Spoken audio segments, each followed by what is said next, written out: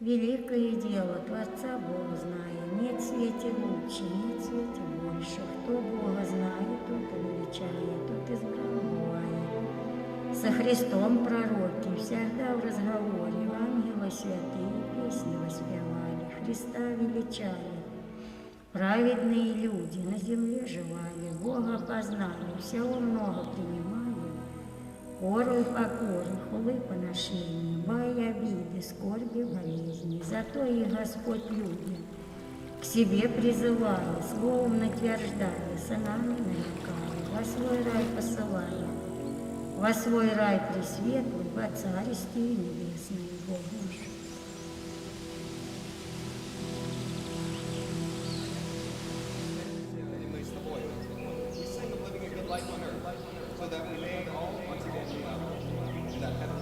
In that heavenly promised land.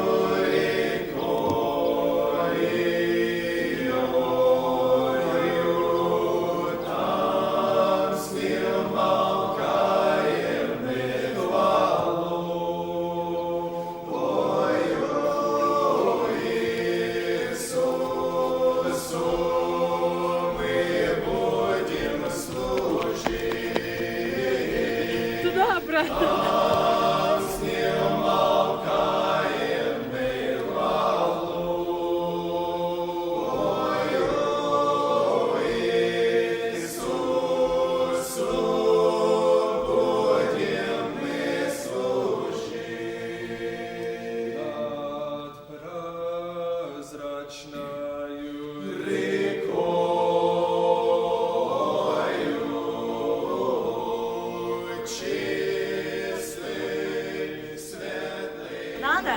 Что надо сказать? Вот и мне такую вот фотографируете, как раз покажете. Все, и грузины. Ты слышишь, грузин? В обоих грузины, не русский. Не русский, не грузин. А кто был?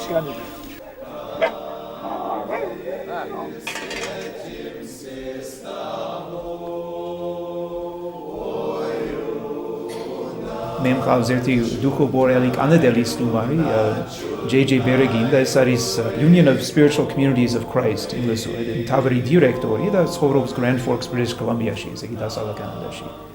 So J.J., tell me a bit about first of all, the Duhobors of Canada and where they live and how many they are. Well, number one, they live in the three western provinces of Canada, BC, Alberta, Saskatchewan. The majority live in British Columbia. Mm-hmm. I don't know how many in terms of concrete numbers, but I would say anywhere between 50 and 70,000. Yeah. And they are involved in all walks of life in Canada. In British Columbia, for example, the organization that I represent, we try to maintain our spiritual, cultural integrity as Dukobors, as Canadians of Russian descent. Many have become assimilated. That is, they speak English more than Russian. That is correct. I mean, I speak Russian because if I didn't speak Russian when I was a kid, I wasn't allowed to watch TV or go to hockey practice and that kind of thing. So. So first of all, this would be one of the largest Dukhobor communities outside of Russia, I would imagine, the one in Canada. Mm-hmm. And at the same time, You mentioned earlier that many of the Dukhobors now living in Canada, in fact, have their roots in Georgia. That even though you're ethnic Russian in terms of your origins, and many of you are English speaking, that you have Georgian roots. And could you tell me a bit about that? Well, Dukhoborism originated in southern Russia. As a result of development of our spiritual understanding, there was a repression on the part of the Russian Orthodox Church. Right. And this took place when? In the 17th, 18th centuries. Yeah. And so we were at one time allowed to live compactly as a group in what is now regarded as the Crimean Peninsula. Right. And we lived there in a peaceful way until 1841. In 1841. And at that time, again, the repression began, and we were exiled to this part of the former Tsarist Empire, which is now Georgia. And so, regardless of, despite the fact that we consider that we are Russian, yeah, the people that came to Canada actually left Georgia. So basically in 1841 you were resettled from the Crimea to the Javakheti province of Georgia. And so since that time until the Dukhobors left Georgia to go to Canada, you lived in Georgia. And could you tell me a little bit about your experience in Georgia, and in particular about places that are sacred to the Dukhobor community of Georgia? Well, we were exiled to Georgia in the hopes that our people would be either exterminated or assimilated because of the circumstances on the ground here, feuding tribes, etc., etc. Right. Our people, by virtue of their spiritual beliefs, by their hard work, made friends with the people that were native to this area, right, and actually flourished. And we, as Canadian Dukhobors, look to Georgia with honor in terms of our some of our sacred places. We have the graves of our forebearers and our leaders here. We have the institutions such as Sirotský dom, which was the symbolic center of our community here. We have here in Georgia the places where our people, several thousand, destroyed their weapons in a renunciation of militarism and the use of force in 1895. Now that would have been a fairly brave move in that time, especially in Tsarist Russia, to declare an entire religious group to declare themselves pacifists. Could you tell me a little bit more about that? We come from the Christian tradition, and part of the Christian tradition clearly states, "Thou shalt not kill." Yes. And so we decided. Many people who call themselves Christians do so anyway. Well, I guess our people decided not only to talk the talk, but walk the walk. That's a good way of putting it. And so, this particular incident, though, could you tell me more about it? The instructions for this act of disarmament came from my great-great-grandfather, who was exiled in Siberia at the time. And there were three areas in which Dukhobors gathered their weapons, their guns, swords, and put them to the flame, not in a symbolic but in a concrete manifestation of their desire to live by that commandment, "Thou shalt not kill." Right, and one of those places was here in southern Georgia. Yes, and in fact, just on June 29th, when we arrived from Tbilisi, we went to that site. It was the first time since that action took place that Canadian Dukhobors came to that site on that day and commemorated the brave and noble action of their forebears. And it was wonderful because we were met there by the Dukhobors that live in Georgia now. And so it was a nice closing of that circle. And how did the Russian authorities react after the Dukhobors burnt their weapons? Well, they were not pleased. The persecution that ensued as a result of that action was so severe that almost a quarter of our people lost their lives.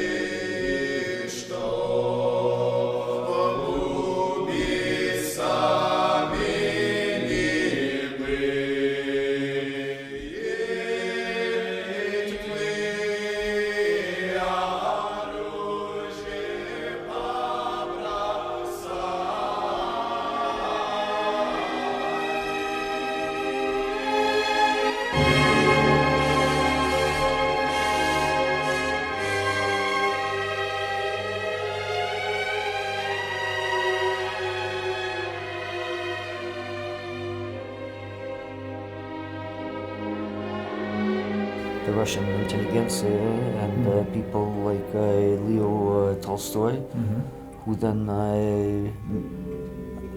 brought it out into the international arena, Right. and largely through the help of Tolstoy, through the Religious Society of Friends or Quakers, through other people Yes. of goodwill, arrangements were made, funds raised to move our people to Canada. No, it's a fascinating story.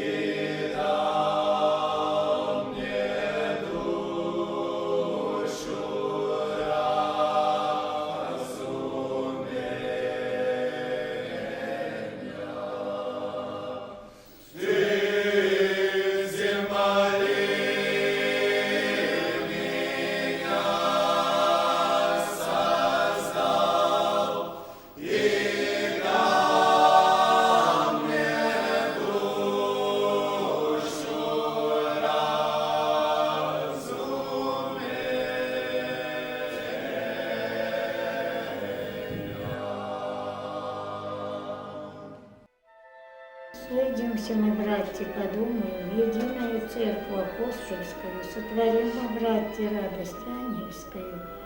С вечеру церковь ограждалась, к полуночью церковь освящалась, к белу свету церковь на суд Богу.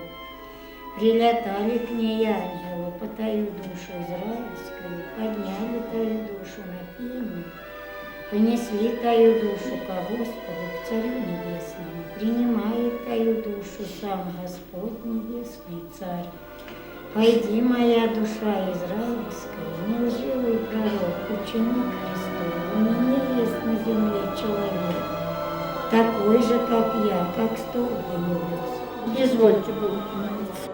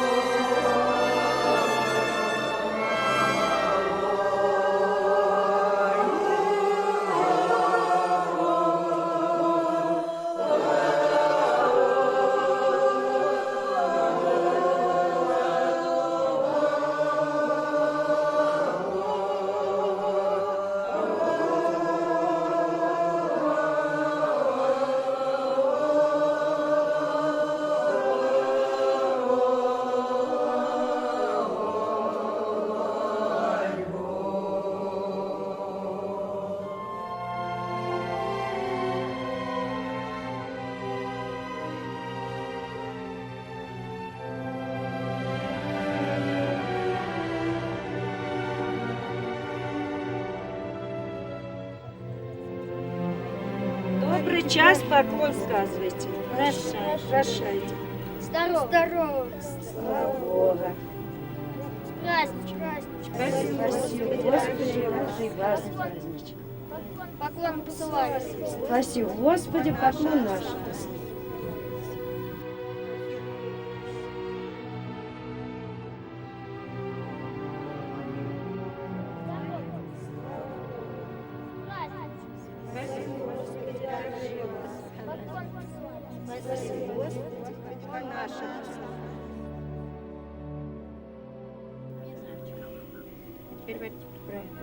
Это не оно, добрый час, не ходите, а вы взрослые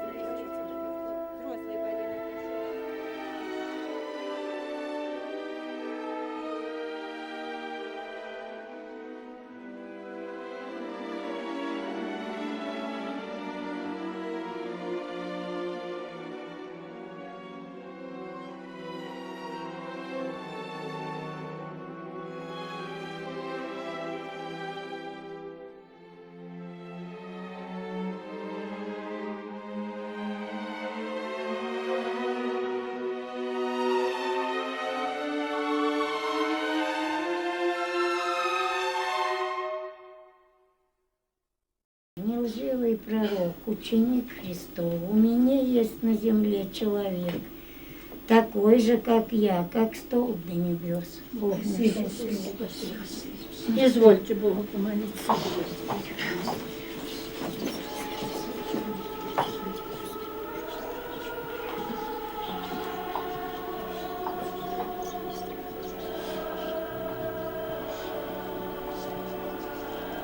У меня Господи, царя Давида, всех святых и родителей во Царстве Небесное.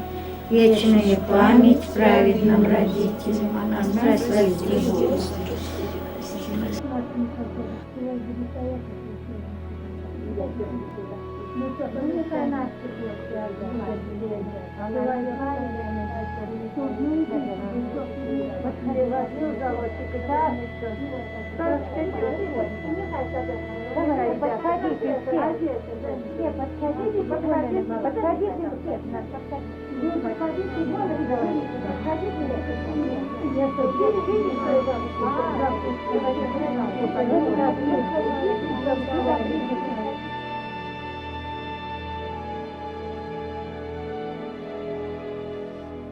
На туда положим тоже, так нет.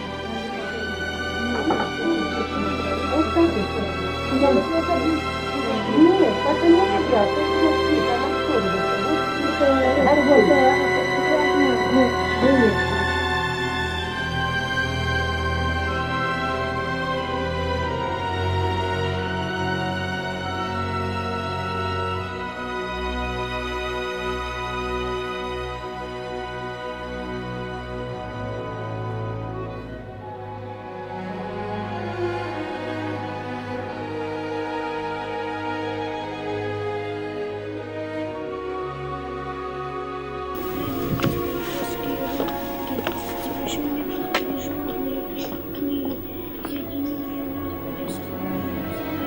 Спусти же Христос блаженный Иисус, из пречистых уст твоих, благодати Богу жить и глаголить. Вы послушайте меня, делай место женихов.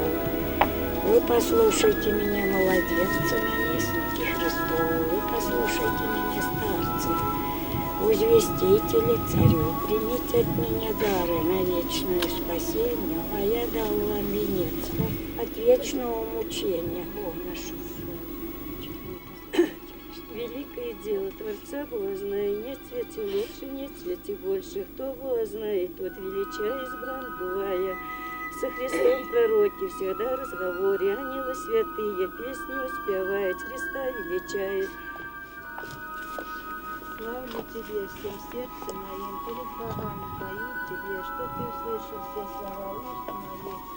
Поклоняюсь перед святым храмом Твоим, славлю имя Твое. День, когда я возвал Тебе, Ты услышал меня, вселил душу мою бодрость. Прославить Тебе, Господи, все цари земные. Когда услышат все слова уст мои и воспоют пути Господние, ибо велика слава Господня. Высок Господь, смиренно увидеть, и гордо узнает сердце. Если я пойду посреди напасти, то любишь меня, пострешь моя врагов. Мою руку Твою, и спасет меня десница Твоя. Господь совершил меня, Господи, Богом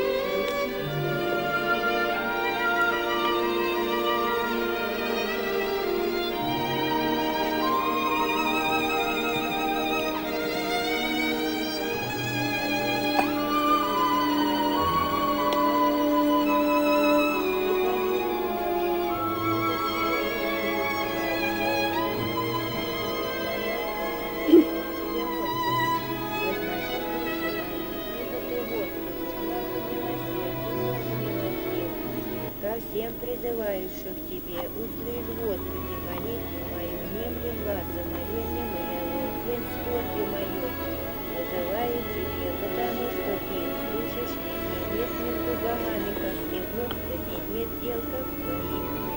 Все народы Тобой сотворены, я буду Тебя пророком, Тобою, Господи, прославить имя Твое, ибо Ты велик, творишь чудеса, Ты Божий один. Оставь меня, Господи, на путь Твой, буду ходить в истине Твоей, утверди сердце мое, страхи имени Твоего, и буду восхвалять Тебя всем сердцем моим, славить имя Твое вечно, ибо велика милость Твоя от меня, и избавил душу моя, так как Господь, и восставил всех.